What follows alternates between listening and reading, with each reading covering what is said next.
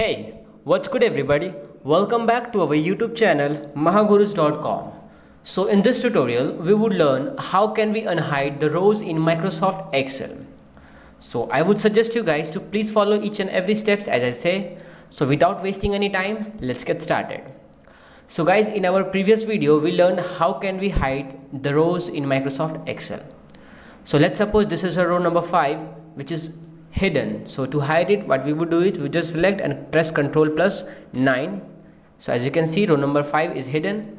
So to unhide it, what we would do is we would just select row number 4 and row number 6, one cell upper and one cell lower than that hidden cell. So after selecting, we will click on home and click on this format in the cell group, and then followed by this visibility, hide and unhide, and then unhide the rows. As you can see guys, just after clicking, this row number 5 is visible now. Hiding this row from 5, 6, 7. To hide it, just press Ctrl plus 9 and it's hidden. To make it visible, to unhide it, what we would do is we just select 4 to 8, select and drag and press Ctrl Shift plus 9.